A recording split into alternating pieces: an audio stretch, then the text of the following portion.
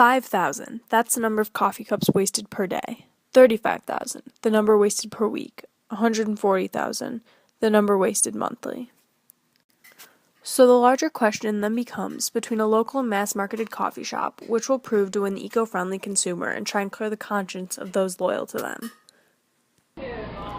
In the battle of coffee and mass marketing, the score is 11,000 to 5, yet how can the so-called losing team actually be on the winning side? With over 11,000 locations just in the United States, Starbucks has become a mass market for brand-name coffee that has coffee cups sported by teenage girls, businessmen, celebrities on TV, and many more, whereas the local Phoenix coffee is much more humble and thrives with its 5 locations. As some conscious Americans try to shy away from the consumer culture in which we live, they find themselves getting even more wrapped up in what the market has to offer. America's coffee consumption is a perfect example as to the way we as Americans have the tendency to casually spend money on items we ourselves could make. In the novel The Catcher in the Rye by J.D. Salinger, the main character, Holden Caulfield, takes a strong stance on the world that surrounds him and lets his alienation in society affect his cynical lifestyle. Holden craves the idea of consistency, and that's what fuels his love of the museum. His take on the way in which we consume coffee would be quite negative. He might view coffee as a catalyst into a phony society, believing people are trying to have their own belief in the power of daily coffee. In the book, Holden tends to generalize about people a lot, and at one point he states, quote, "People always think something's all true," end quote. Those at the local Phoenix Coffee in Cleveland Heights have taken more steps to become conscious consumers. By bringing their own reusable mugs, customers have begun to realize the type of impact that disposable cups once thrown away have on the environment. So how often do you come to Phoenix Coffee?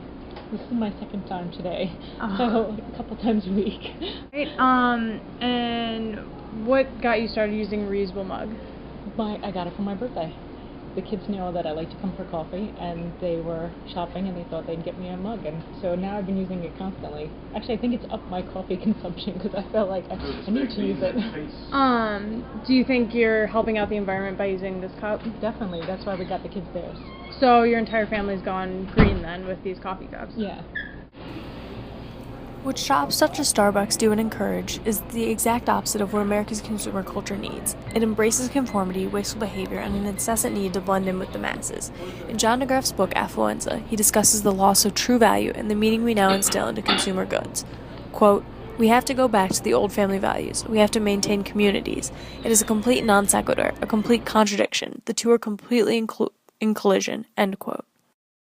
The good news then becomes that on a quest for more conscious consumerism, those have found their haven in a local eco-friendly coffee shop. Do you get a lot of customers who bring their own mugs or cups in? Yes, I would say about 30% of our customers bring their own mugs. In a recent article in Bloomberg Businessweek, an article was done with a spotlight on Starbucks in the holiday season. The article stated, quote, "Starbucks has Christmas down to a science. The sweet and spicy aroma, Bing Crosby tunes, and red aprons are rolled out after many months of meetings and tastings," end quote. The article then goes on to discuss the 12 months of Starbucks Christmas and the marketing that goes into it. At the very bottom of the article, there's an arrow pointing to the coffee cup, and in teeny print it informs the reader that the holiday cups are 10% post-consumer content paperboard. The somewhat large fact, in the scheme of things, is a minor detail to those who view the article and look at the catchy slogan about being together and the delicious latte pictured in it as well. How many times a week do you drink coffee? About 29. And why do you make your coffee as opposed to buying it?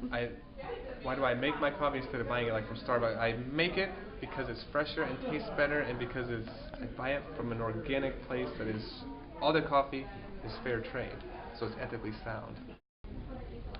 How many times a week do you drink coffee? Probably about once a day. And do you buy your coffee or make it? Both. Though it may be nearly impossible to create a world full of those wishing to stray away from the consumeristic nature in which we live our lives, it is possible to become more conscious. Just by using a reusable mug daily, we as consumers can save 9 million trees in 1 year. So in that 1 year, why not become more conscious of what you buy